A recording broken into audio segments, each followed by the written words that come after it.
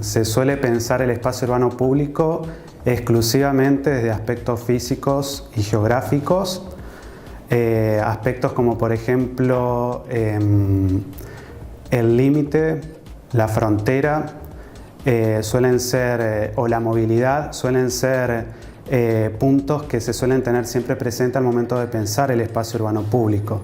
La cuestión es que el espacio urbano público no es solamente físico-geográfico, sino que también tiene aspectos sociales. Y eso suele ser uno de los aspectos más olvidados al momento de pensar o de repensar los espacios de uso común de nuestra ciudad. Muchas veces se focaliza en el mobiliario, en las terminaciones, en la movilidad en cuanto se pueda llegar lo más rápido posible de un punto A un punto B, y se pierde el sentido de todo lo que pasa en el medio y que es la razón primera de estos espacios, que es la de contener nuestra vida cotidiana, nuestra vida compartida en la ciudad. Esa es la razón de ser de los espacios urbanos públicos y es uno de los aspectos que suele estar más ausente al momento de pensarlo. Si podríamos hablar de generalidades respecto de los espacios urbanos públicos en las ciudades argentinas, sabiendo de que hay particularidades y de que hay ciertos aspectos que escapan a estas generalidades, podríamos hablar de que suceden dos situaciones. Por un lado, hay nuevos usos de apropiación respecto de los espacios públicos tradicionales, y por otra parte hay usos de apropiación de nuevos ámbitos que, si bien expresan un carácter colectivo, escapan a la noción de lo que se entiende por público en la ciudad. ¿A qué voy para ir con ejemplos concretos?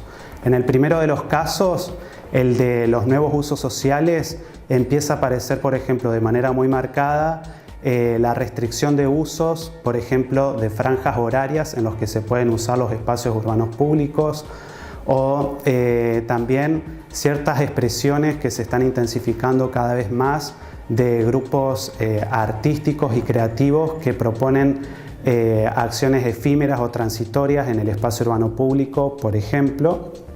Y cuando hablo del otro caso, que es el de apropiación de nuevos ámbitos que expresan un carácter colectivo pero que son ajenos a la noción de lo público, hablo exclusivamente, por ejemplo, de espacios de uso comercial o de shopping center, por ejemplo, que muchas veces se los rotula como espacios públicos cuando en realidad son claramente espacios de uso privado.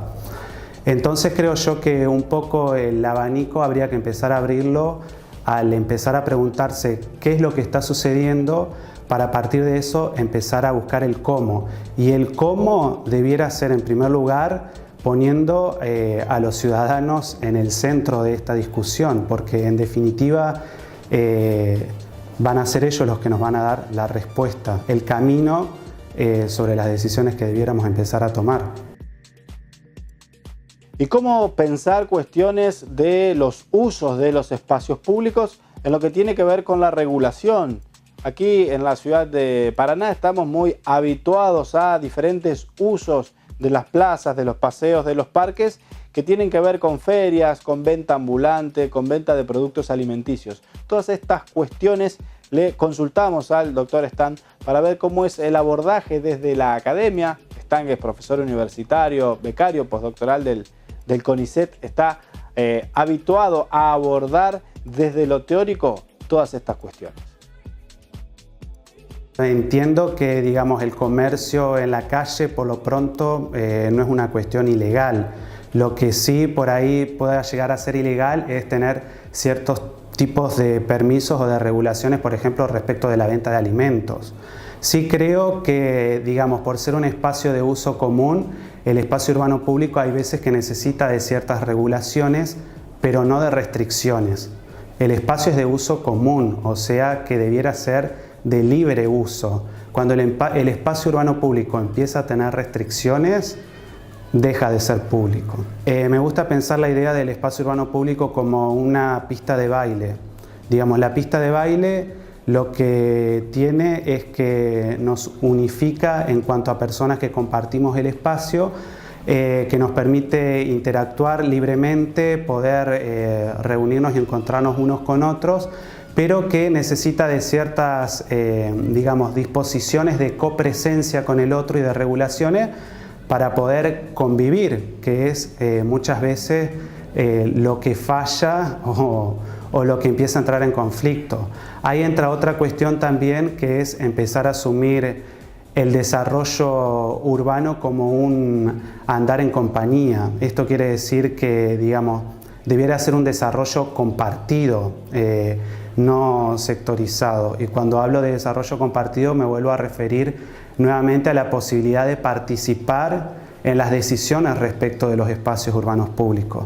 Muchas veces, digamos, cuestiones de vandalismo que se denominan o cuestiones de, digamos, que hacen como un llamado mal uso del espacio urbano público, por ahí muchas veces tiene que ver con que uno no valora lo que no conoce, y si uno no está involucrado en el proceso, justamente es ajeno a la construcción de ese espacio. Interesante, sin duda, nociones como la de pista de baile, para tener en cuenta el uso que hacemos los ciudadanos justamente de estos espacios. Le preguntamos al arquitecto Stank qué pasa con los espacios públicos en ciudades intermedias, en ciudades como las de Paraná puntualmente, y los usos que le da la sociedad a los espacios públicos. Cuando hablamos de ciudad, inmediatamente debemos referirnos a que estamos hablando de un hecho público. La ciudad, ante todo, es un hecho público. Y cuando hablamos de ciudad y de hecho público, nos referimos inmediatamente a lo urbano. Cuando hablamos de urbano, hablamos de centralidades. Nuestras ciudades están compuestas por centralidades. El problema, me parece, que atraviesan muchas de nuestras ciudades intermedias es que el espacio urbano público o el tratamiento sobre el espacio urbano público, hablando netamente desde cuestiones físicas y geográficas, se centra en las centralidades funcionales. Esto quiere decir el centro geográfico de la ciudad o el centro histórico, por ejemplo, en el caso de Córdoba o tal vez acá en Paraná también. Habría que empezar a preguntarse qué pasa con la generación de otras centralidades dentro de la ciudad.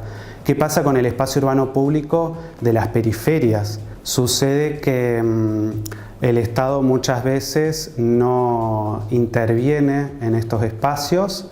Son espacios que muchas veces son olvidados.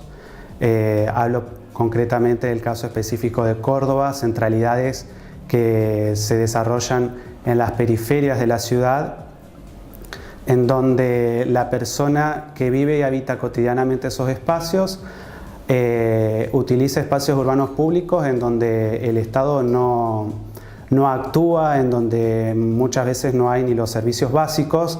Entonces, ¿cómo podemos pretender que esa persona que vive esa cotidianidad, cuando accede a la centralidad funcional durante el fin de semana o cuando accede al Parque Central, como el Parque Sarmiento en Córdoba durante el fin de semana, para su paseo de domingo, para tratar de distender y de cortar la semana, cómo podemos pretender que esa persona cuide algo que no le enseñaron a cuidar o que no le están demostrando que es cuidado? Entonces, un poco por ahí vuelve nuevamente esto que te comentaba al principio, que tiene que ver con intervenir el espacio urbano público en su totalidad, no únicamente en la centralidad funcional, y además que en los procesos esté involucrada la participación ciudadana, porque la inteligencia ciudadana que está tan en boga en estos tiempos es la inteligencia del ciudadano viviendo cotidianamente. Él es el que utiliza la ciudad y él es el que tiene los elementos que hay que saber interpretar para poder dar la mejor respuesta posible.